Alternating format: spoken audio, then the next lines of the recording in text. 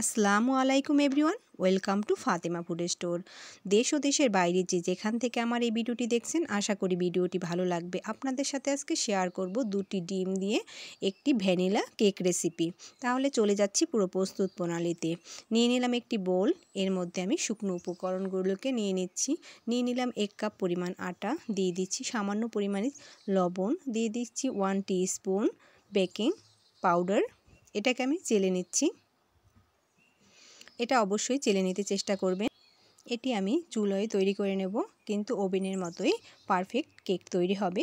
দেখুন, এটাকে আমি চেলে নিলাম। এবার এটাকে সাইডে রেখে নিয়ে নিচ্ছি আমি এবারে একে একে নর্মাল টেম্পারেচারে রাখা ডিম। 2টো ডিম ভেঙে নিচ্ছি আমি একে একে।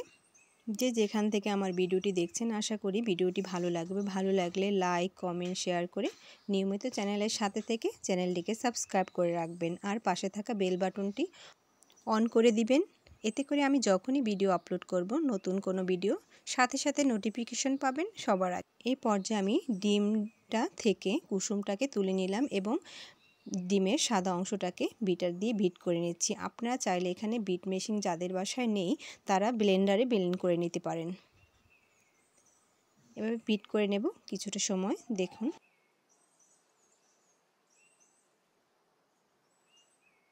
এটা বিট করার হয়ে গেছে। এই পর্যায়ে আমি কুসুম দুটোকে অ্যাড করলাম, এটাকে আমি বিট করে নিচ্ছি।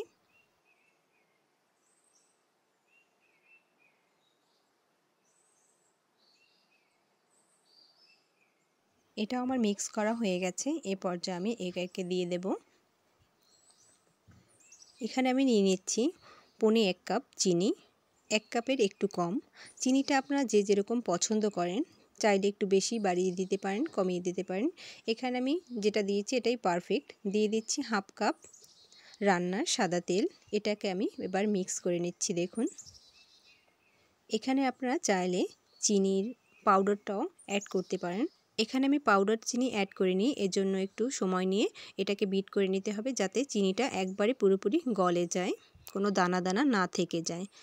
এ পর্যায়ে এটা আমার হয়ে এসেছে। এবার আমি শুকনো উপকরণগুলোকে মিক্স করব। দেখুন, পুরোটা আমি দেব না, অর্ধেকটা দিয়ে আলতো হাতে এটাকে মিক্স করে নিতে হবে। অল্প অল্প করে দিয়ে এভাবে মিক্স করে নিতে চেষ্টা করবেন।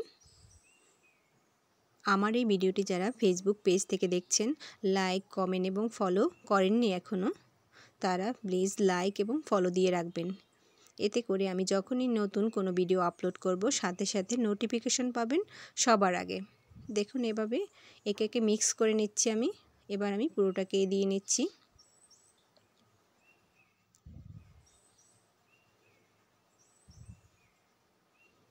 এটাকে অবশ্যই আলতো হাতে করে নিতে হবে। এটা আমার মিক্স করা প্রায় হয়ে এসেছে। দেখুন, এভাবে মিক্স করে নিলাম আমি। এই যে দেখুন, এই অবস্থায় এসে গেছে। এ পর্যায়ে আমি এর মধ্যে দিয়ে দেব ভ্যানিলা এসেন্স সামান্য পরিমাণে, দিয়ে এটাকে মিক্স করে নেব।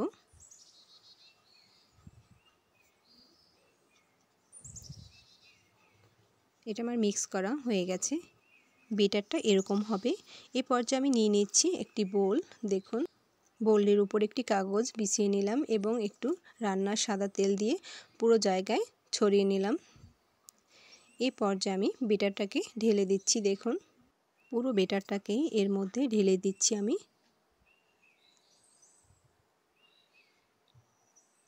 এবারে এর মধ্যে একটু বাবলসের মতো হয়েছে, এটাকে আমি টুথপিকের সাহায্যে এভাবে ঘুরিয়ে ঘুরিয়ে বাবলসগুলোকে বের করে দিচ্ছি। দেখুন, আর চাইলে এখানে একটু ঝাঁকিয়েও নিতে পারেন, তাহলে ভিতর থেকে বাবলসগুলো বেরিয়ে আসবে। এভাবে আমি করে নিলাম। এবার ঝাঁকিয়ে দিচ্ছি। দেখুন, যাতে বাবলস না থেকে যায়, এটা অবশ্যই খেয়াল রাখতে হবে। এখানে আমি চুলোয় একটি সিলভারের পাতিল দিয়ে নিলাম, এর মধ্যে দিয়ে দিলাম একটি স্টিনার। এবার আমি এর মধ্যে বেটারটাকে দিয়ে দেব। চুলার আঁচটাকে লোতে রেখে এটাকে করে নিতে হবে। এবার আমি বেটারটাকে বসিয়ে নিলাম। এবার একটি সিলভারের ঢাকনা দিয়ে ঢেকে দিলাম। দেখুন, এভাবে ঢেকে রেখে দেব 30 মিনিট। 30 মিনিট পরে আমি ফিরে এলাম। দেখুন আমার কেক একেবারেই রেডি। কেকের বাটিটা বসানোর সময় একটু বেঁকে ছিল, সেজন্য কেকটা একটু বেঁকানোভাবেই ফুলেছে। এবার আমি বোল থেকে কেকটাকে বের করে নেব। দেখুন এটা ঠান্ডা হয়ে গেছে। এর ফাঁকে আমি নিয়ে নিচ্ছি একটি চকলেট। দেখুন চকলেটটাকে ভেঙে একটি বাটিতে নিয়ে নিচ্ছি এবং গরম পানির উপরে এটাকে গলিয়ে নেব। এ পর্যায়ে আমি কেকটাকে বের করে নিচ্ছি। দেখুন এবার নিচের পেপারটাকে তুলে নিচ্ছি। কেকটা আমার একবারেই পারফেক্ট হয়ে গেছে। এবার আমি উপর থেকে একটু বেঁকানো সাইডটা কেটে নিচ্ছি। এটাকে কেটে আমি সাইডে সরিয়ে রাখছি। দেখুন এই যে আমি কেটে নিলাম। এবার আমি উপর থেকে চকলেট গলানোটা দিয়ে দিচ্ছি। পুরোটাকে দিয়ে এভাবে ছড়িয়ে দিচ্ছি সব জায়গায়। খুবই সহজভাবে আমি কেকটা তৈরি করব এবং খেতে কিন্তু চমৎকার হবে কেকটা। খুবই সহজভাবে যে কেউ বাসায় তৈরি করে নিতে পারেন ঝটপট। এর পুরো ভিডিওটি যদি না দেখেন তাহলে বুঝতে পারবেন না এই কেকটা কতটা মজার হয়েছে এবং পারফেক্টলি তৈরি করে নিতে পারবেন এটা দেখলে।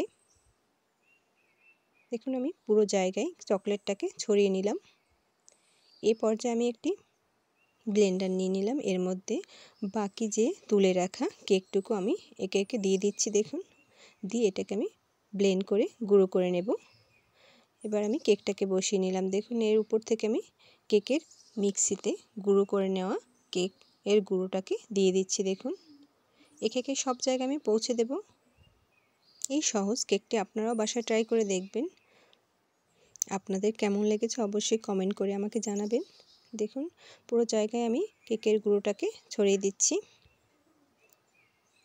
আমার কেক একেবারেই রেডি। এবার আমি আরও কাছ থেকে দেখিয়ে দেব কেকটা কেমন হয়েছে।